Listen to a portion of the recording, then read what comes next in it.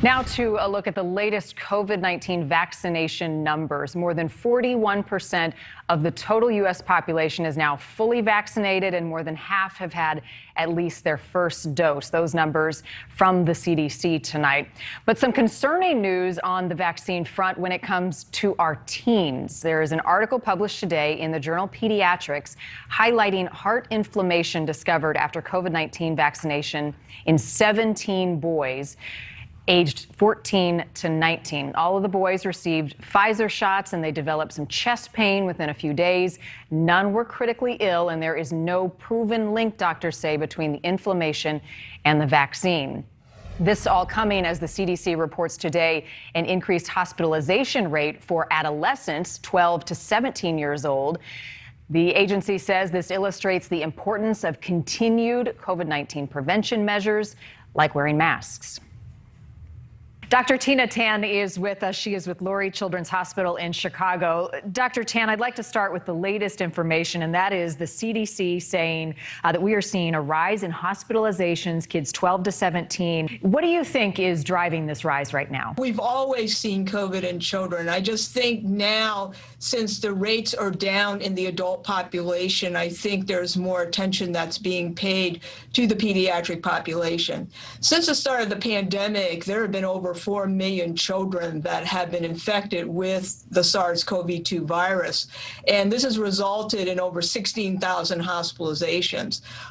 It is true that over the last several months, we have seen an increase in the amount of disease occurring in the pediatric population. And I really think that part of this is driven by the fact that there are more adults that are being vaccinated, so there's less disease that's occurring in that population. And now there is more attention being paid to children that are symptomatic. Does it have anything to do with kids wearing masks, social distancing, going back to school, new variants that may be going around? Yes, I think all the factors about not wearing masks appropriately, not socially distancing, the variants of the SARS-CoV-2 virus that are circulating, I think that all plays a role in the amount of disease that we're currently seeing in the pediatric population. So as a result of this rise, do you anticipate that we will see some changes in terms of guidelines that have relaxed with masks and distancing? I think that you may not see nationwide changes. I think it is still recommended that in large group settings, since you don't know if everybody's vaccinated, that individuals should wear masks and should continue to practice some social distancing as well as good hand hygiene. Do you anticipate that this fall, when kids go back to school, many of them in person, they'll still be required to wear masks? I think in many situations, yes. I think that they will be required to wear masks. I want to talk about some of the possible side effects of the COVID vaccine that we have seen in teens, specifically concerns about heart inflammation or infections that could occur after that second dose of the shot. What can you tell us about the risks involved and what we know to this point? So we do not know right now whether or not there's any association between the development of heart inflammation and the receipt of the vaccine.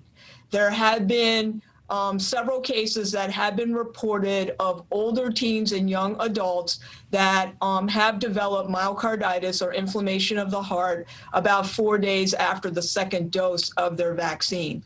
There is still some information that is not known. We do not know in some of those cases whether those individuals had an asymptomatic case of COVID that was contributing to the myocarditis. We don't know whether or not these individuals actually had another cause for myocarditis. But these are all things that we continue to look for. And I think what this really points out is that our robust vaccine surveillance system in the U.S. works very well to pick up these rare occurrences that can happen around the time that a person gets a vaccination. Dr. Tina Tan, appreciate your time. Thank you. You're very welcome. Thank you.